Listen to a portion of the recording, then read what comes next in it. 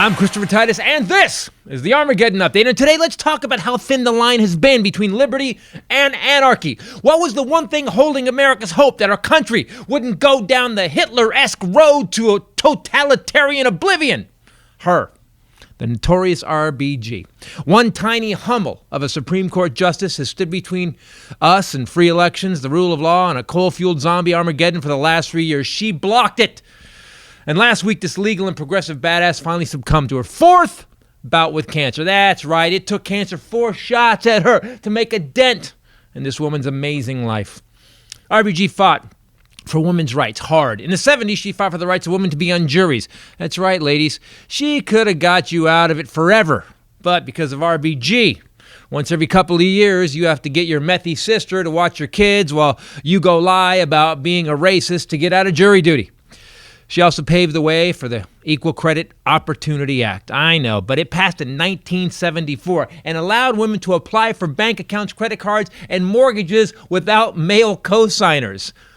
Really? Men had to co-sign for women's bank accounts until 1974? So because of RBG, my wife could open her own account and had the right to steal hundreds of thousands of dollars from me. Damn you, you tiny inspirational figure of feminism and human fairness. So, we now have a vacant seat on the Supreme Court. And Senate Majority Leader and disgraced, dishonored, and discredited dark-side Ninja Turtle Mitch McConnell is going to follow what he said when Obama wanted to nominate Merrick Garland.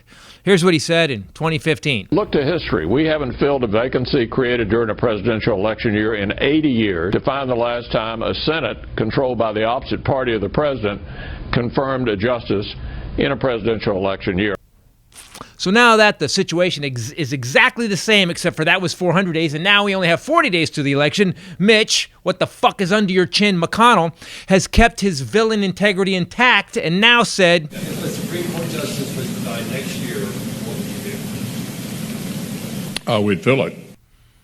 And Lindsey Graham said, if there's a Republican president in 2016 and a vacancy occurs in the last year of the first term, you can say, Lindsey Graham said, let's let the next president, whoever it might be, make that nomination, and you could use my words against me, and you'd be absolutely right.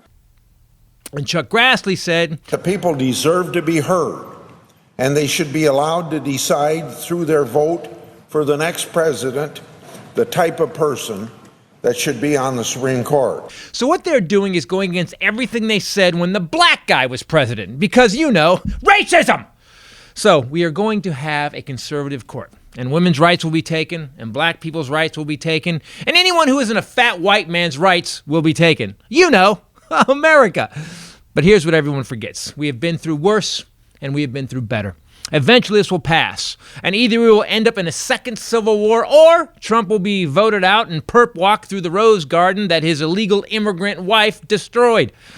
I hope she gets a lot of money in the coming divorce. And Barron, I hope you get a good therapist. So you going to vote Trump, people? Are you? Really? Okay.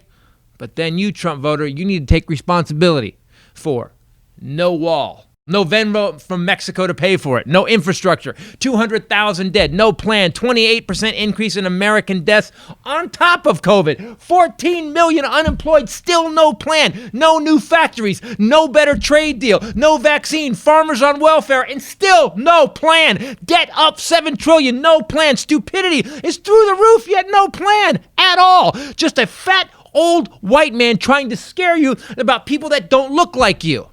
You know, the people that he wants you to be afraid of are being killed in the street, in their cars, and while they sleep. And to be honest, black people need to be afraid of one obese, bloviating white man whose plan to stop the worst global pandemic in 100 years was to ingest disinfectant. Then I see the disinfectant where it knocks it out in a minute, 1 minute. And is there a way we can do something like that by injection inside or almost a cleaning? That's who black people should be afraid of. In fact, that's a dude every living thing should fear.